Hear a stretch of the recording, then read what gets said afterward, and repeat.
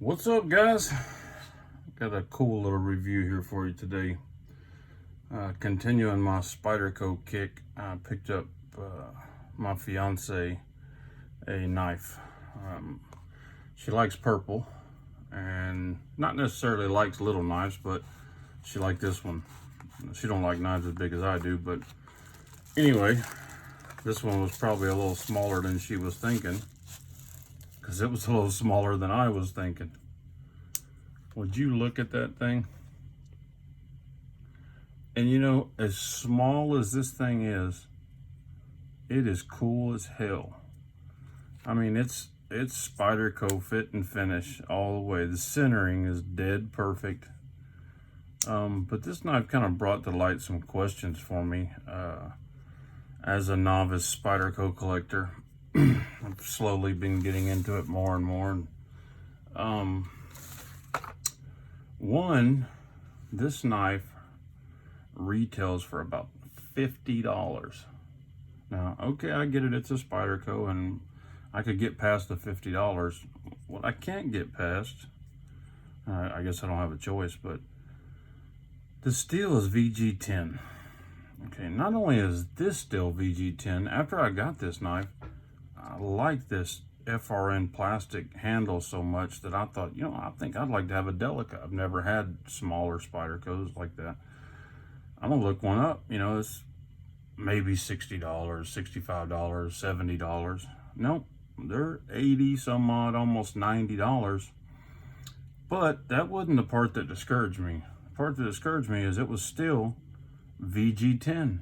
Now, I'm no steel expert, but I've always been under the understanding that VG10 is a pretty good budget steel. Not a good budget steel, but just a budget steel. And I could, you know, probably give it a pass on something like this that had such a small blade and, you know, minimal use. But the thing is the price doesn't reflect it being a budget steel. So I'm looking at,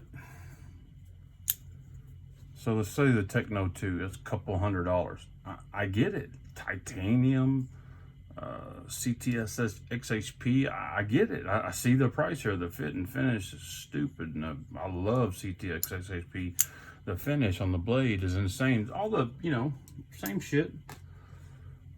But it's plastic and VG10.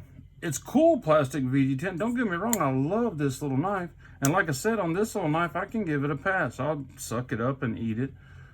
But I wanted a Delica, and I figured that the Delicas, and maybe I'm just not looking at the right ones. I was looking on Blade HQ, and I expected to see a minimum base level, what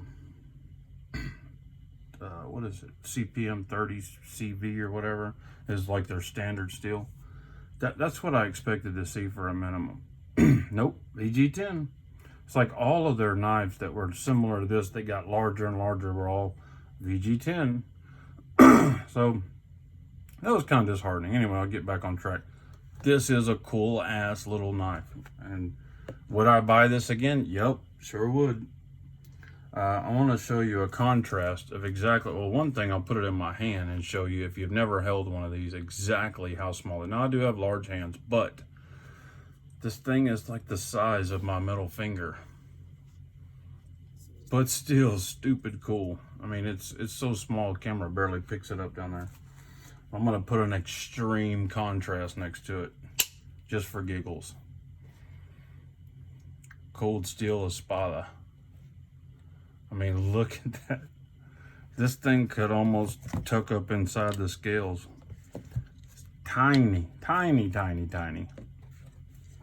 But let's look at some more realistic knives, smaller knives, because this is a knife we would, as knife people, would throw this in the bottom of our pocket, and then we would have our, you know, our nice knife clipped on the side of our pocket. So this is the knife we would hand somebody, or if we were going to, you know, cut something open and it might damage our knife, we're going to use this knife, right? So another one I like to carry in my pocket is the Damn Designs Oni. That's a cool little knife. My other one is a Benchmade Proper. I have it in my pocket here. This is my main pocket knife that stays in my pocket all the time. And you can see there's a huge difference there. But the thing is almost so small that that's what makes it cool.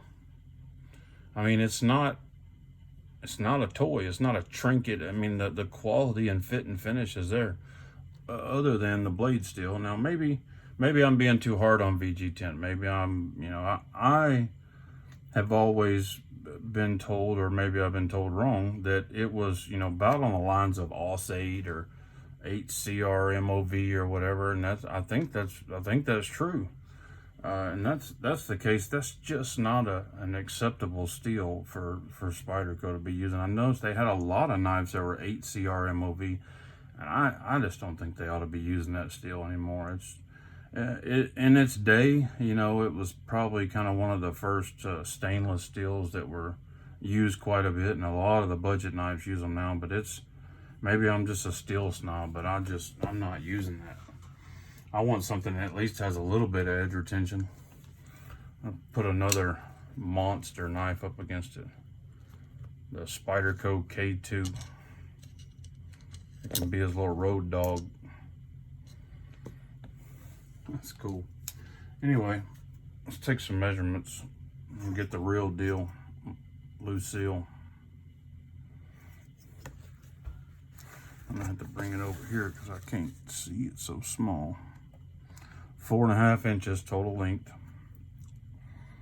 The blade is right at maybe 2 1/8 on a good day.